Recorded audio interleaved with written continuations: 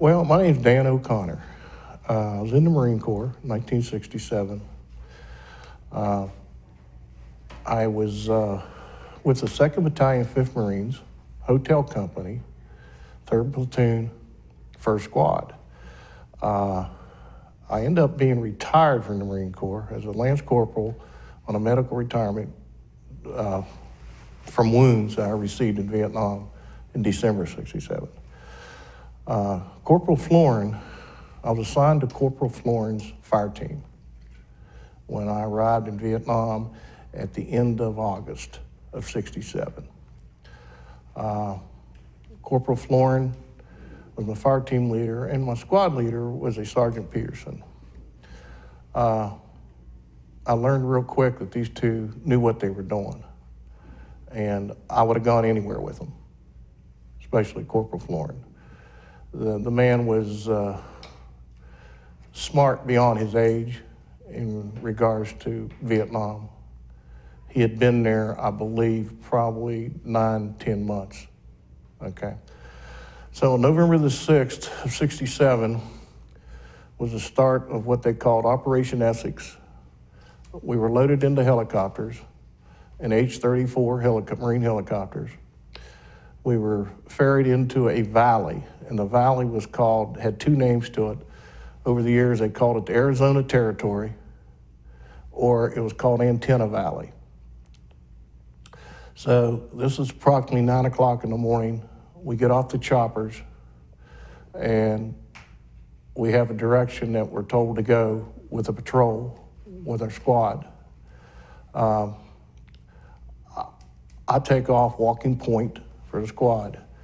As we got to a creek crossing, a very narrow creek, almost like a trench, Corporal Florin called me back into the patrol to ask me something. I forget what he asked me, or give me a direction and tell me where to go once we crossed the creek or whatever. So I went to move up to the point position. He said, no, just stay back here with me. And he told Morrison, Southern Marine, go ahead and take point. So we crossed this ravine, crossed this creek onto a dike. We're walking out this dirt dike. And ahead of me, I could see, and ahead of Morrison, I could see a bamboo wall, just a whole wall of bamboo. The stuff grows pretty tight. But through the bamboo at the end of the dike, somebody had cut an archway through it, like a doorway. And over top of Morrison, I could see through that hole and see out across these open rice paddies and see a village out there, okay? So Morrison steps up and to go through that hole, and he's hit immediately. That's when the firing started. They opened up on us. Morrison is down and he's gone. So I dived to the right side of the dike up against this bamboo wall and try to dig my way through the bamboo wall, get through the bamboo wall so I can get out, get me some clear shooting area. Well, Corporal Florin called up a gun crew. Corporal Florin he came through about the same area I came through off of the wall, that bamboo thicket, but he had called a gun crew up, it's a 2-man machine gun crew. Well, they came up into the same hole that Morrison was just hit in. They were hit instantly. They called a second gun crew in. They came into the same hole and they were hit instantly. So I don't know, part of them were gone and part of them were wounded, okay? So we fight our way through the bamboo and get up on this mound of dirt. It's a dike that runs the same parallel with the wall. But at the top of this dirt pile was strands of barbed wire. You couldn't get through it. But not realizing how close they were to us, they were only like 20 yards in front of us, the North Vietnamese. That's who we ended up fighting, was the North Vietnamese. But they were firing a 50 caliber machine gun from that ville. There was 2 of them in there, and they were just blowing this bamboo apart all around us. And a 50 cal's good sized weapon, you don't want to hit with it. Well, I'm off to the right. I'm firing everything I can out of my M16. I mean, I'll fire all my magazines. I'm getting magazines from wounded guys, from guys that are gone, they're down. I'm firing everything I can. Well, Jimmy is off to my left, and he's trying to pull these guys back that had fallen out into the front of that wall, trying to pull them back, get the wounded back. Well, on one trip as he started out, I followed him and he yelled at me to get the blank back over there and lay fire down. Don't come out here, you're going to get hit. So I went back over and I'm laying fire down, and our squad leader, Peterson, was near me, and he was wounded. He was shot through the neck and through the shoulder. Well, drug him back down off the mound of dirt, and I'm back up there and firing anything I could get hold of, and Jimmy's crawling back out into that paddy, pulling these wounded guys back, and on one trip, he pulled back these two M60 machine guns, shoved one over to me. So Jimmy and I got on the M60s, and we fired them until they malfunctioned. Basically, we burned them up. So I'm looking around trying to find stuff to fire, and Jimmy's firing, and I lost count of how many trips he crawled out in that rice paddy and pulled these guys back.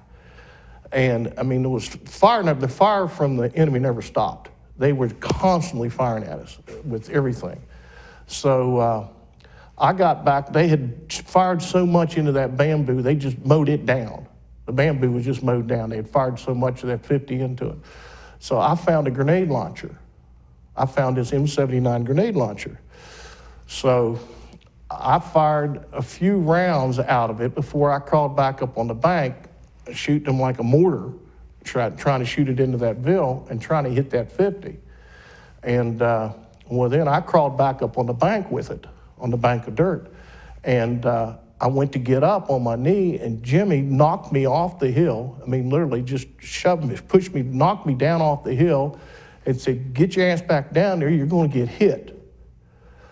So I'm crawling back up the hill. Well, I look up, and Jimmy's got my grenade launcher. And he's standing flat-footed on top of that hill, and he's trying to aim it. He's trying to hit that 50, trying to see where it is. And I'm yelling at him to get down. And he fires the grenade launcher, and I swear somebody shut the sound off to the war. Nobody was firing at us. You could tell they weren't firing at us. But one lonely crack went off from a rifle, and Jimmy turned around to his right and looked back down at me, and he says, very calmly, he says, "I think I'm hit." Fell right back on top of me. He was gone. Jimmy's gone. So anyway, the rest of the day, the next 24 hours, it was hell. I mean, we stayed there. We had to stay there all night. We fought them all night. We fought them to 3 in the morning. They called in the bombers. They called in jets, which bombed that village. They called in napalm. They called in tear gas, which got on us. And, our whole squad was basically wiped out, either killed or wounded. And I don't know the word, not disappointed, but I mean, I was scared all the time I was there, but I wasn't scared as long as I was around Jimmy Florin, Corporal Florin, and Peterson, because they seemed like they took care of us. They took care of the squad, Well, now they're both gone. So now what's going to happen to us? Jimmy was given a Navy Cross. His family said they told him he got the Navy Cross. It was like a year after he was killed. They notified him, told him he got the Navy Cross.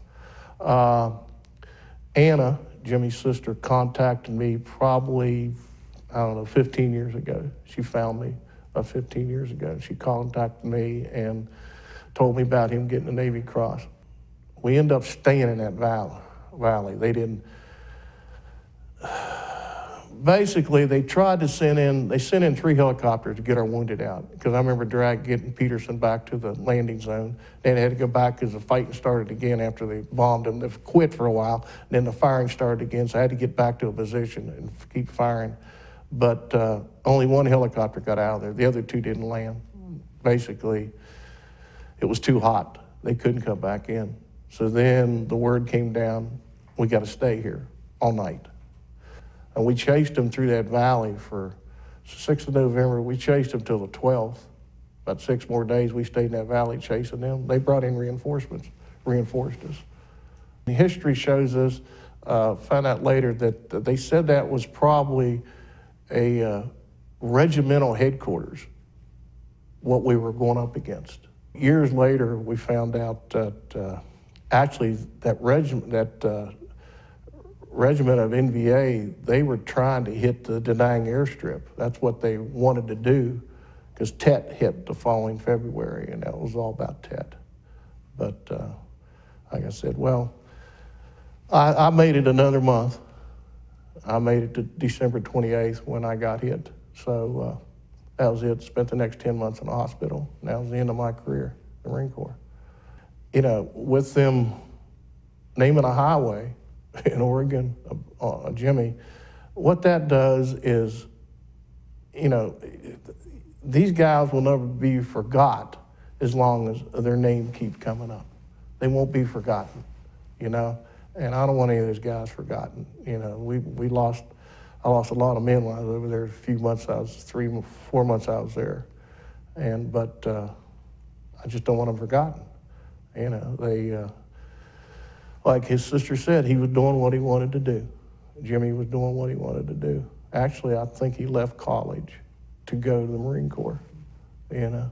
So he's a good guy. He's one of the better ones. And I don't think I ever had a fire team leader after that to equal him, you know. And I do say to Anna, I apologize, I'm so sorry I can't be there.